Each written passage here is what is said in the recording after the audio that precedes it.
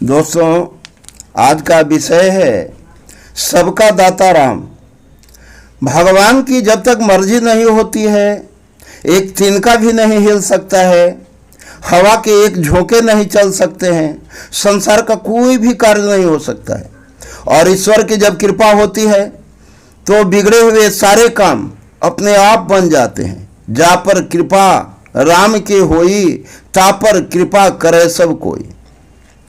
यह विचार सारे लोग सुनते हैं, लेकिन विश्वास किसी को नहीं होता है। बड़े विद्वान एक मलुका दास जी थे। उन्होंने अपने गुरु से कहा, क्या अगर मैं खाना नहीं खाऊंगा तो मेरे गुरु मुझे खाना खिला देंगे? उनके गुरु ने कहा, बिल्कुल। वे एक सुनसान निर्जन क्षेत्र में चले गए, जहां दूर दूर तक मानव का आवागमन नहीं था। चारों तरफ वहां पर कुछ दूरी पर घने बाजरे के वृक्ष लगे हुए थे और उसी के बीच में एक विशालकाय बट वृक्ष था।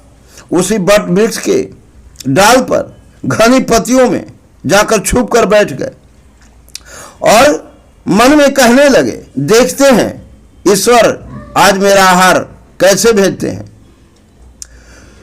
वो बहुत देर तक बैठे थे और उनको विश्वास था कि आज मैं जगत में यह फैला दूंगा कि लोगों को भ्रम है कि ईश्वर सारा कार्य करता है। जब तक मैं नहीं काम करूंगा, ईश्वर काम कैसे करेगा?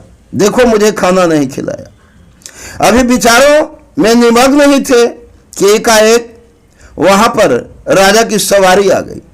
राजा ने देखा कि बड़ी घनी छाया है, तो राजा ने सोचा भूख लगी हुई है, भोजन कर लूं। इसलिए सोने के थाल और तस्तरियां निकली। राजा के स्वादिष्ट व्यंजन उसमें परोसे गए। उसी समय किसी ने हल्ला किया, डाकू आ रहा है, भागो भागो। और बस सैनिक ने जैसे ही सूचना दिया, राजा भोजन छोड़कर अपने सैनिकों के साथ भाग खड़े हुए और तब तक वहां डाकू लोग पहुंच गए।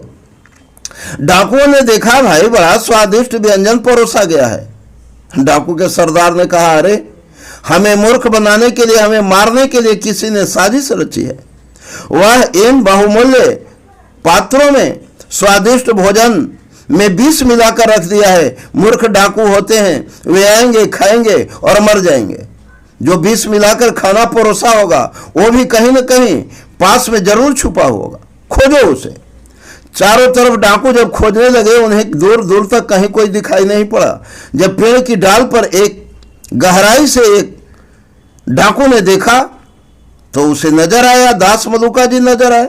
उसने सोचा इसी व्यक्ति ने साजिश किया है। बस क्या था, उसने शोर मचाना शुरू किया, इसी व्यक्ति ने जहर मिलाया है, इसी व्यक्ति ने जहर मिलाया है।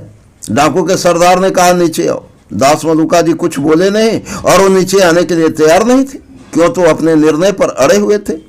डाकू के सरदार ने कहा, इसे जबरन वहां से पकड़कर नीचे ले आओ।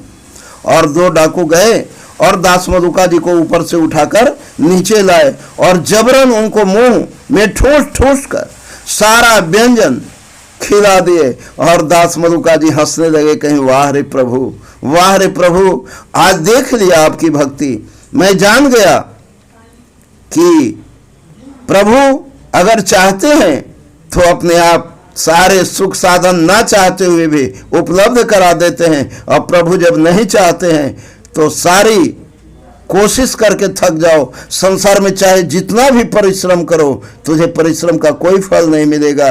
और वही मलुका जी इतने बड़े भक्त हुए कि उन्होंने आगे चलकर लोगों में बड़े बड़े ज्ञान का उपदेश दिया और उन्होंने साफ शब्दों में कह दिया कि अजगर करे न चाकरी, पंछी करे न काम, दास मलुका कही गए सबके दाता राम।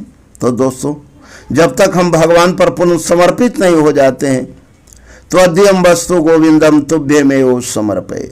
हे प्रभु, तुम्हारी ही संसार ही नहीं, ब्रह्मांड की सारी रचनाओं में, जड़ चेतन सब में तुम ही तुम हो।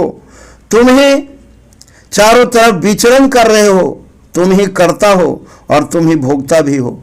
ईश्वर, मैं तो सभी नचावत राम गोसाई, मैं तो तुम्हारे इशारे पर नट के बंदर की तरह नाच रहा हूं, और जैसे ही ऐसी इच्छा जाग जाती है, मन में ऐसे विचार उत्पन्न होते हैं, वैसे ही भक्ति प्राप्त हो जाती है, और भक्ति के प्राप्त होते हैं फिर वैसी कौन सी त्रिभुवन की चीज है जो सच्चे भक्त को